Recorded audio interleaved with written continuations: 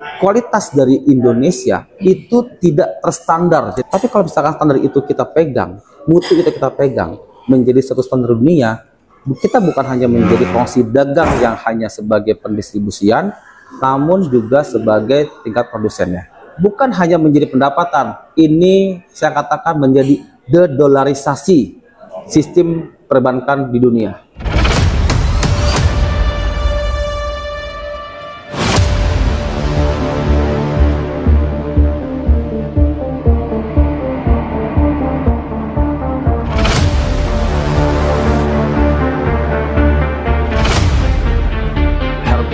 Dan rempah di Indonesia ini memang mengalami anomali, kalau saya katakan begitu, baik dari segi nilai dan dari segi volume atau segi kuantitas.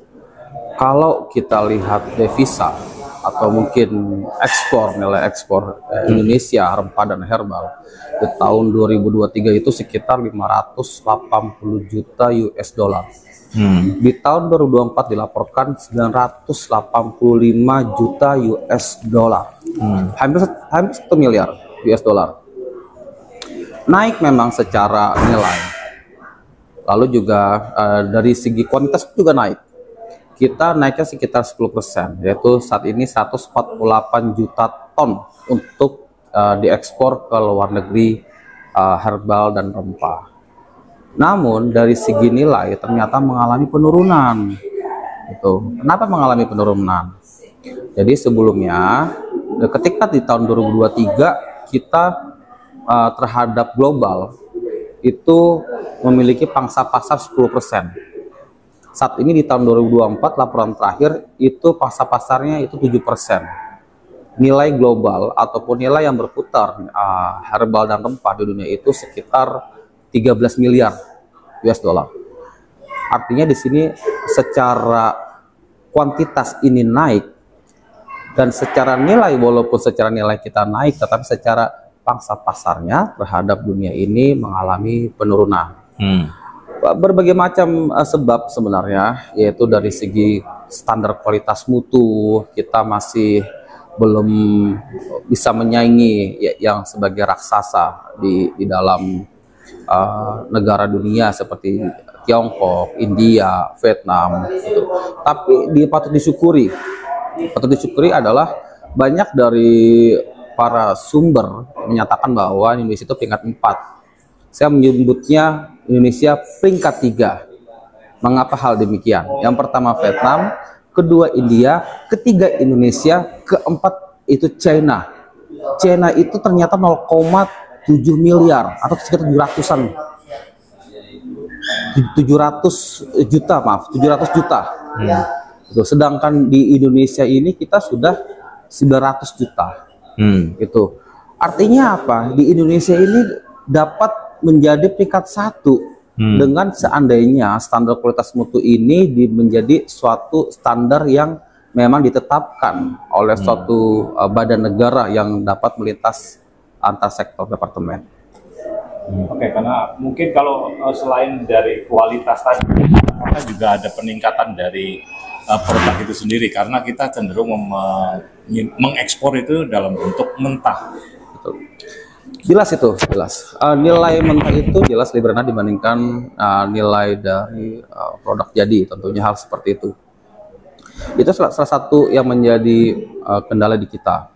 Kita terlalu banyak bersifat mentah, kita ke jahe, kunyit, cengkeh dengan mentah, dengan harga-harga yang tidak bersaing terhadap global. Mengapa hal demikian? Karena tidak ada penetapan standar. Ditambah lagi dari sisi yang produk jadi ini masih dikuasai oleh perusahaan-perusahaan besar. Padahal kita ketahui bahwa di Indonesia itu hampir sama seperti Tiongkok, hampir sama seperti India pola masyarakatnya. Mereka memiliki yang namanya ramuan keluarga. Tiap keluarga memiliki ramuan-ramuan sendiri. Tiap keluarga memiliki suatu ramuan dan khasiat khasnya. Hanya saja belum diuji dari segi gizi dan kesehatannya. Bayangkan jika ramuan-ramuan itu kita kaji ulang, kita tetapkan, kita dibuatkan satu standarnya, kita tetapkan suatu memang lolos ujinya dan itu diekspor. Itu yang dilakukan oleh Tiongkok dan India. Dengan adanya ketertinggalan tadi, apakah memang hal ini memang tidak menjadi penting bagi pemerintah sehingga tidak kunjung menyikapi hal itu pemerintahnya? Betul. Salah satunya begini, di dalam lembaga kepemerintahan, di dalam herbal dan rempah ini masih banyak kementerian yang menangani herbal dan rempah, seperti perdagangan yang memang ekspor, dan memang harus di Kementerian Perdagangan ketika memang akan mengekspor ataupun impor suatu barang. Ada Kementerian Kesehatan untuk bisa tentang nilai gizi, tentang standar kesehatan. Ada lagi di Kementerian Pertanian. Sayangnya kualitas dan standar tersebut hanya diperuntukkan untuk kepentingan dalam negeri, bukan untuk kualitasnya pasar global.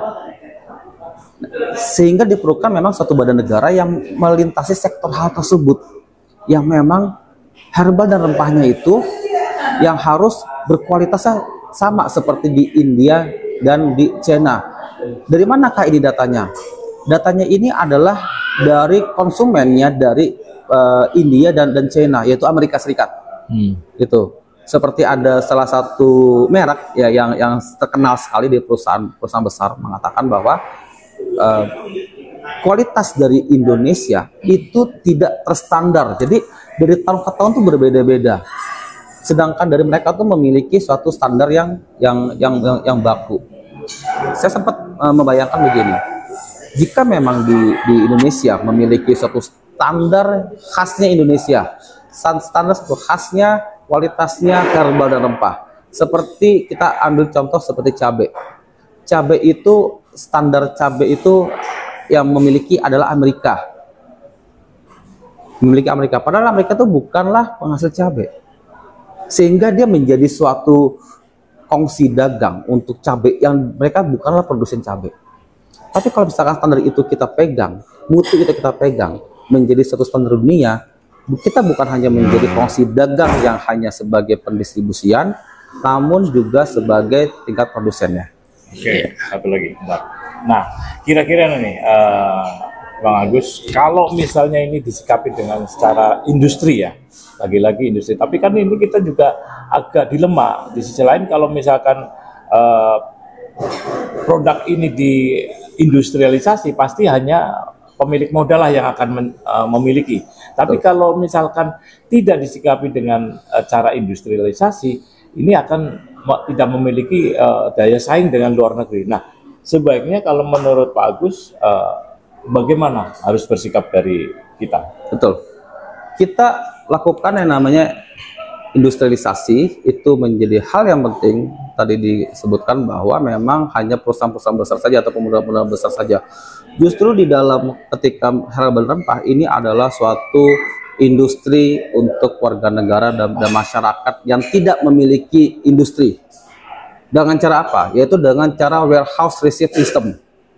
Artinya di sini warga negara ataupun masyarakat yang memiliki tanah, walaupun hanya berupa pot saja misalkan begitu, mereka dapat untuk menanam herbal dan rempah. Ketika herbal dan rempahnya itu sudah diukur kualitasnya, standar mutunya dan segala macam, mereka tinggal menjual ke dalam gudang sistem resi yang nantinya akan memang harus diawasi oleh satu badan negara.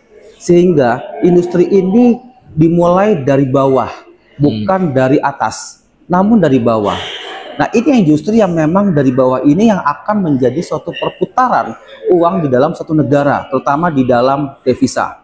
Kita diajarkan suatu perdagangan selain dengan saham, yaitu Bitcoin. Bagaimana Bitcoin itu bisa tumbuh itu berdasarkan dari demand and supply dari suatu warga yang sipil, yang secara parsial, bukan secara industrial, dan sehingga menjadi kenaikan yang luar biasa. Ini akan kita lakukan di herbal dan rempah. Kita dimulai dari suatu petani kecil, dari suatu pemilik yang rumah tangga yang hanya memiliki sebidang tanah kecil, mereka dapat memperdagangkan herbal dan rempah hingga sampai ke luar negeri. Ya, Mas Agus, kita kembali pada masalah income buat negara gitu ya. Selama ini kan pemasukan dari herbal maupun rempah-rempah kan itu kan belum jadi primadona ya. Kalau primadona pemerintah itu untuk APBN itu masih dari pajak, kemudian juga dari sumber daya alam seperti gas bumi gitu ya, juga pertambangan. Nah, kalau misalnya gitu rempah-rempah ini sudah dikelola melalui Banrehi dengan pola yang berbeda dengan yang seperti selama ini dijalankan, apakah nanti income buat negara masuk ketika nanti diekspor ya, sehingga menjadi sumber devisa itu bisa meningkat ya? Sangat bisa meningkat. Saya yakinkan hal itu. Kita saat ini menjadi peringkat 3 atau peringkat 4. Sangat bisa meningkat. Kenapa? Karena memang ketika kita katakan sumber daya alam seperti mineral, gas, minyak, emas.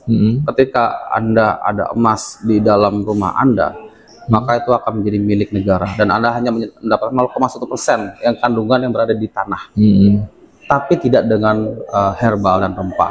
Itu menjadi suatu milik kita, menjadi milik tiap dari rumah tangga. Dimulai dari sana. Bagaimana cara untuk bisa meningkatkan income negara yang memang harganya herbal dan rempah itu menjadi suatu daya tawar, bahkan menjadi daya negosiasi geopolitik Indonesia. Itu adalah kita membuat yang namanya the future market. The future market yang mana memang harga saham ini akan nanti diumumkan secara bursa rempah Nusantara, misalkan namanya seperti itu. Yang mana nanti akan terupdate. Dan ketika warga negara itu melihat misalkan contoh harga ginseng itu 1 kilonya sekarang sudah 27 juta. Ketika dia menanam ginseng, dia tinggal menjual ke dalam saya katakan tadi sistem gudang resi tadi, dia akan mendapatkan senilai uang 20 juta. Ditambah lagi jika memang kita gunakan yang namanya diferensiasi market. Yang memang di sana kita seperti ada kontrak jangka panjang atau kontrak jangka pendek, hampir sama seperti reksadana. Dan itu perputaran uangnya luar biasa. Di China, di TCM itu telah melakukan hal tersebut. Mereka perputarannya hampir 81 miliar US dollar selama per tahun. Dan kalau misalkan kita hitungkan, disimulasikan, mereka untuk di dalam perputaran uang per orangnya itu mereka bisa mencapai 150 juta per bulan. Itu dari asumsi, sebenarnya dari asumsi para ekonom. Bayangkan jika memang rempah dan herbal ini menjadi suatu kekuatan strategis di dalam negara kita. Bukan hanya menjadi pendapatan, ini saya katakan menjadi de-dollarisasi sistem perbankan di dunia. Oke Mas Agus, dengan potensi yang begitu besar ya, apa harapan Mas Agus terhadap pemerintah terkait dengan Banrehi? Harapan kami adalah, atau harapan saya, untuk badan rempah herbal di Indonesia ini segera dibentuk karena merupakan badan khusus. Mengapa hal demikian? Saat ini saya melihat dari secara market global atau pasar global, suku bunga di dunia dari The Fed, dari keterangan dari Jeremy Powell itu sudah sangat tidak stabil. Dikabarkan naik, dikabarkan turun. Saat ini akhirnya mengambil jalan aman. Dan ini menjadi suatu hal yang penting, menjadi pintu yang penting kita untuk mendollarisasi, menjadi suatu the green collateral yang kebanyakan di dalam suatu investasi kita menamakan safe haven, ada emas, ada aset rumah dan segala macam. Namun rempah ini menjadi green collateral dan ini menjadi suatu, kita dapat menjadi pengubahan underlying ketika perdagangan internasional. Contoh misalkan di India dengan Indonesia, rupiah dengan rupiah, atau kita bisa mendapatkan suatu yang namanya currency dengan herbal dan rempah, satu mata uang herbal rempah seperti Bitcoin. Bitcoin itu mengajarkan kita bagaimana ternyata dolar itu bisa kita kebalikan, bisa kita hancurkan di sana supaya tidak begitu dominasi. Nah, ini yang perlu diperhatikan oleh negara atau pemerintah. Momen ini yang saat ini harus dibentuk badan khusus yang mengurusi tentang herbal dan rempah, yang memikirkan bagaimana untuk secara global, bagaimana untuk mengatasi berbagai macam kebocoran-kebocoran yang berada di daerah.